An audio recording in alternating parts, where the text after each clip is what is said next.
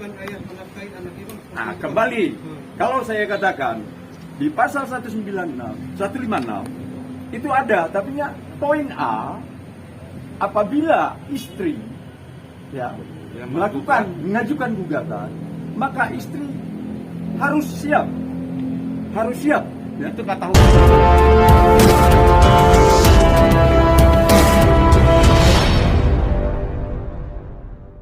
Sampaikan. Ya.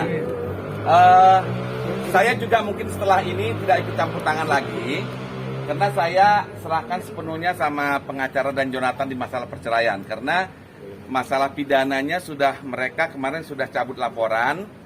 Kenapa cabut laporan? Sebenarnya kan si istrinya itu tidak pernah yakin bahwa dia punya ijong, punya visum. Jadi setelah beberapa kali kita sudah melakukan mediasi, selalu oke, gitu. Tapi pada dasarnya enggak, karena istrinya itu pengen ijong itu masuk sebagai tersangka, gitu. Akhirnya kita laporan, ternyata dia dipanggil SP2 dan dia langsung tanpa pengetahuan saya, tanpa kondisi, tanpa apa, mereka udah menarik cabutan di hari Sabtu. Nah, kemudian di hari Sabtu berarti ada lagi dong sidang perceraian. Ada beberapa poin yang harus dia tanda tangani, tapi dia tidak mau tanda tangani. Nah, jadi perceraian ini pun ada beberapa yang mau sampaikan tuntutannya dia sama lawannya. Jadi saya nggak bisa menjelaskan, bisa dijelaskan secara hukumnya biar gamblang, biar semua orang tahu bagaimana cara perlawanan dalam hukum perceraian ini, ya. Karena saya lihat ini setengah-setengah, dia mau tidak mau ini melepaskannya gitu. Jadi sehingga ditaruh hal-hal yang sangat berat yang mungkin kita tidak bisa ikuti. Ya, Lek, matikan aja itu Lek dulu. Gimana Lek? Iya. Matikan aja Lek, kantongin aja. Nah, coba. Ada beberapa poin yang disampaikan. Begini, sesuai apa yang dikatakan Pak Beni ini tadi. Dan kita sudah lakukan gugat balasan. Istilah gugat balasan di dalam hukum itu gugat rekonvensi. Jadinya apa yang diajukan dalam gugatan penggugat itu kita jawab semua. Karena ada dasar-dasarnya. Karena begini ya, dari seperti yang rekan-rekan tahu, bahwa semua ini katanya ada will. Itu juga kita minta untuk dibuktikan di peradilan ini. Dan begitu juga mengenai, mungkin rekan-rekan wartawan tahu bahwa yang melakukan gugatan itu adalah istri. Itu dasar kita. Istri di dalam hukum Islam itu harus, kalau dia siap menggugat suami, maka dia siap membiayai atau hadana. Itu ada pasalnya. Itu pasalnya. Tidak minta tuntutan kepada suami. Ya, jadinya ini semua ini kita buat gugatan dalam rekonvensi ya. Tapi ini inti dasar. Jadinya apa yang dimasukkan dalam gugatan lawan itu kita bantah semua. Begitu juga mengenai anak, mengenai karena di sini di dalam gugatan beliau ini kita sudah masuk materi ya. Materi perkara, maka saya berbicara. Jadinya di dalam materi itu pihak penggugat tidak mengajukan pemeliharaan. Ada pasal 105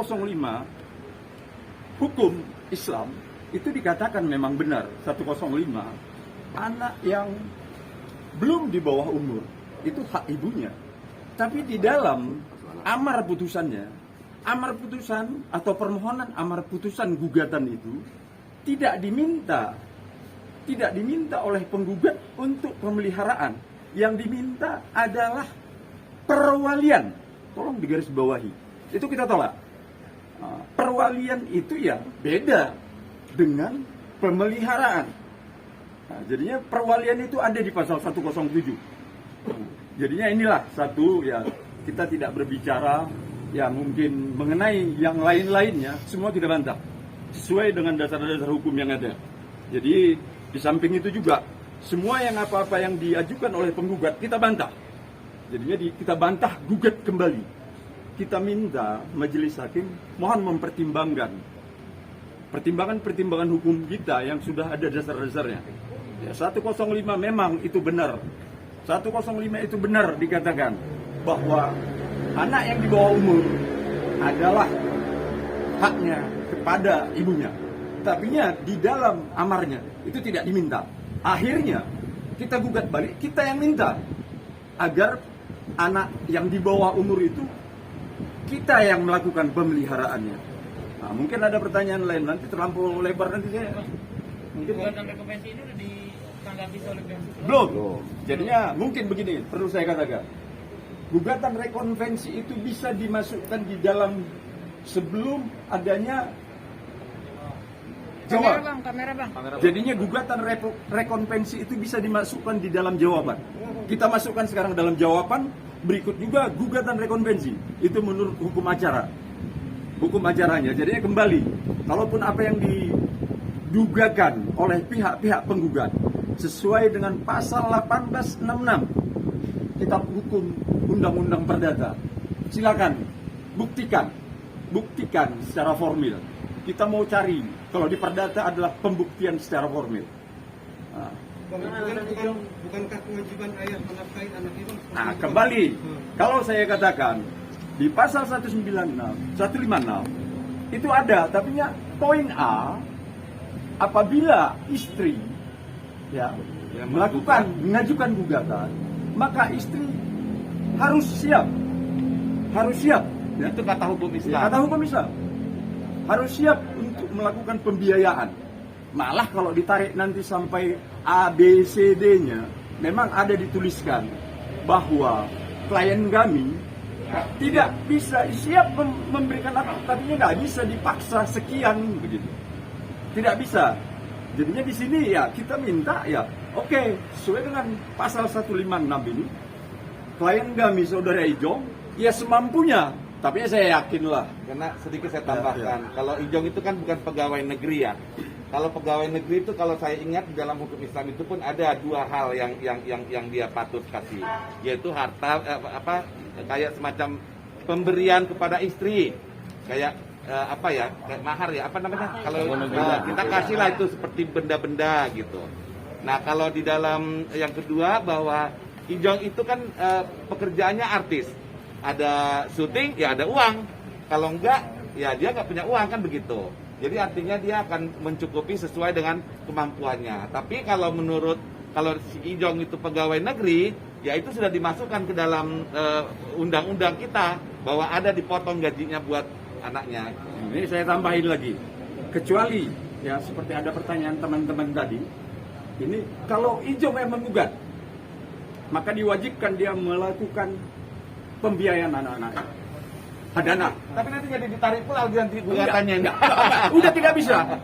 Sudah tidak bisa. Ini hukum acara. Kalau bisa tarik menarik ini nanti udah nggak benar. Hukum ini ada aturan acaranya. Kecuali tadi dia menarik gugatan sebelum kami masukkan jawaban dan rekonvensi. Ini harus berjalan terus. Jadi begini, dari segini juga. Itu kalau suami yang melakukan talak cerai, maka suami siap-siap memberikan hadanah. Itu 149 kompilasi hukum Islam. 156 istri gugat suami, ya harus berpikir dong. Siap-siap gugat suami berarti udah siap segalanya. Itu di poin A-nya. Kemudian lagi 105 ya, pasal 105 itu anak yang belum 12 tahun seperti saya katakan tadi. Kemudian ada pertanyaan teman kemarin waktu ada konferen kemarin itu mengenai Ijong kenapa satu atap rumah. Ya mungkin seperti dikatakan saya tidak berbicara mengenai pidananya. Kami ajukan selaku kuasa hukum agar Ijong itu bisa bebas. Itu ada tertulis di pasal 136. Jadinya Ijong bisa keluar, bisa masuk. Kalau terjadi keributan, perkelahian, itu salah juga kalau nggak kita ajukan. Jadinya kami mohon nanti tanggal 14, nanti itu ya mudah-mudahan ya 28 nanti itu mudah-mudahan kita ajukan. Nggak mungkin kita ajukan di dalam amar putusan karena belum tahu pihak sana nanti akan melakukan perlawanan melalui duplik lagi dan belum tentu putus juga perceraian ini di pengadilan agama ini aja. Bisa-bisa salah satu pihak banding dan tidak puas dengan banding kasasi. Apabila diperbiarkan begini dengan adanya laporan-laporan KDRT, kalau terjadi tindak pidana di rumah itu, siapa yang tanggung jawab? Tapi di pasal 136 sudah kami mohonkan, dan tanggal 28 nanti kami ajukan permohonan itu agar klien kami saudara Ijong itu bisa, kalau ribut ya dia keluar, jangan nanti dikatakan dia menelantarkan anak. Jadinya itu dasar kita. Kemudian dilihat dari segi laporan-laporan, pasal 3 Kitab Hukum Islam, kompilasi hukum Islam, ini udah menyalahi. Pasal 3 itu tujuan perkawinan adalah sakinah, mawadah, dan rahmah. Warohmah.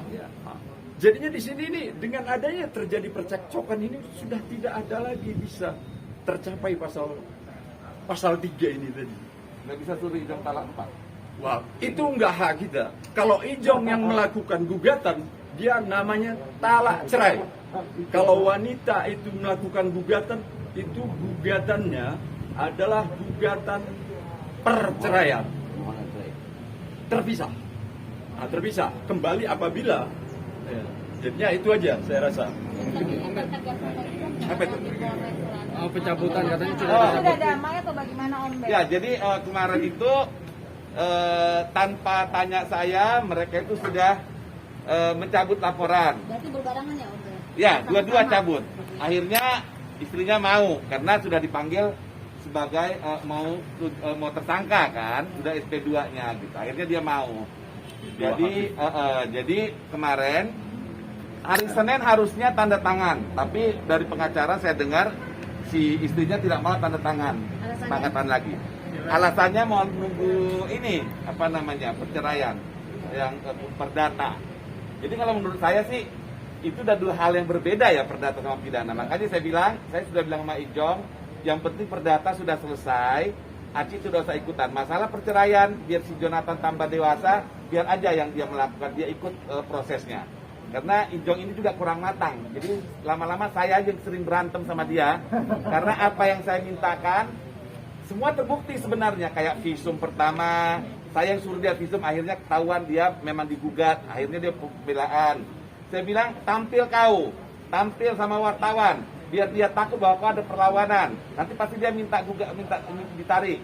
Dia tampil, minta ditarik kan gitu. Nah ini juga saya lihat bahwa banyak hal-hal yang di pihak Ijong itu menang karena dia yang gugat. Belum. Ya, artinya gini, maksudnya dari hukum Islam itu kan lebih tidak bisa nuntut apa-apa kalau perempuan yang itu minta cerai. Nah, saya itu sama Ijong itu saya jadi kayak tidak mengenal dia sekarang. Jadi makanya ya sudah, pidana sudah selesai, artinya kau tidak akan pernah masuk penjara, tidak ada lagi kekerasan. Jadi sejak mulai sekarang ini saya tidak ikut campur tangan lagi urusan perceraian. Biar dia dewasa juga gitu loh. Biar dia tahu juga apa maunya dia gitu. Jadi biar dia langsung urusan dengan bangun. Saya di sini hanya untuk mengatakan itu aja, bahwa Ijong itu sudah tidak ada pidananya. KDRT-nya sudah dicabut bersama-sama di hari Sabtu malam. Lalu penandatanganannya tapi diingkari sama dia hari Senin kemarin. Nah sekarang masuk ke perdata. Jadi perdata ya mungkin dengan penjelasan ini kawan-kawan bisa nanti melihat memberitahukan berita yang sebenarnya. Om, seberapa sering sih Ijong sama Om dari pernikahan mereka ya, dari awal pernikahan mereka? Kalau nggak pernah lah. Karena Om Ben tahu banget gitu maksudnya. Ijong itu dari dulu itu dari umur 5 tahun. Waktu saya urus dia sampai dia besar, saya tahu dia persis. Tapi setelah dia kawin 9 tahun ini, saya kayak melihat dia tidak seperti Ijong dulu lagi gitu loh. Jadi yang seperti apa? ya kalau orang baik ketemu jahat, ya kadang-kadang dia yang jahat bisa ikut ke jahat, atau yang jahat bisa ikut baik kan begitu. Nah, makanya saya pengen beri kedewasaan sama Ijong ya. Saya harus tega untuk tidak ikut campur tangan lagi. Karena bagaimanapun dia harus dewasa. Gitu loh. Dia itu sangat susah untuk untuk membicarakan tentang keluarganya yang lagi kisruh. Kan dia artis. Ya nggak bisa dong dia diem. Nanti kalian lagi yang malah bikin gosip-gosip yang enggak kan. Tapi kalau dia tampil, dia mengatakan sebenarnya, ya artinya kan ada perlawanan bahwa ini benar, ini tidak benar, ini kan gitu. Jadi kan orang bisa ngelihat, oh pengakuannya si A sudah ada, si B sudah ada gitu. Nah, tapi untuk dia ngomong itu saya pakai berantem sampai blok handphone sampai itu. Jadi Apa bang? Apa om? Alasan? ya dia nggak mau gitu. Ya, Kenapa? ya dia bilang ya gimana pun itu istriku. Nah, saya dibanting di apa juga karena dia itu selama pemukulan nggak pernah dapat mau visum. Makanya si perempuan itu yakin Ijong itu tidak bakal ada visum. Makanya dilaporkan. Tapi kan dia melaporkan itu sudah jahat gitu loh. Karena masih cinta om. Hah? Apa karena masih Ya nggak tahu juga gitu. Makanya kalau masih cinta jangan dilaporkan suami, jangan digugat cerai gitu loh. Ya nggak? Yang gosip perselingkuhan itu om ini? Itu bohong sudah. Kalau perselingkuhan tidak pernah ada, ini juga dia Kita buktikan. sudah jawab kan. Jadi gini loh, yang perselingkuhan itu ya, itu dia menggiring orang-orang untuk membilang Ijong perselingkuhan karena hanya itu pembelaan dia supaya dia bisa dianggap bersalah. Ijong, oh Ijong kalau Ijong nggak ada selingkuh kan kesalahan semua sama dia gitu. Tapi bagaimanapun kalian lah laki-laki ya, kalau kalian laki-laki pergi keluar rumah, kalau istri kalian baik, kalian pasti pulang dengan nyaman. Walaupun ada lirik-lirik di luar sana, pasti kembalinya ke rumah kan? Apalagi di istri. Ya enggak? Ada punya istri dalam film, Ririn. Istri sebenarnya. Dia lebih nyaman istri dalam film ya dalam film aja selalu syuting. Ya enggak?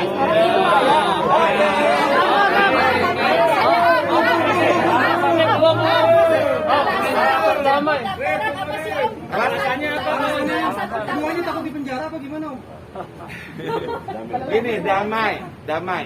Tapi kalau dari pihak Ijong memang mau damai, tapi pihak perempuan karena merasa terancam juga kali. Ya.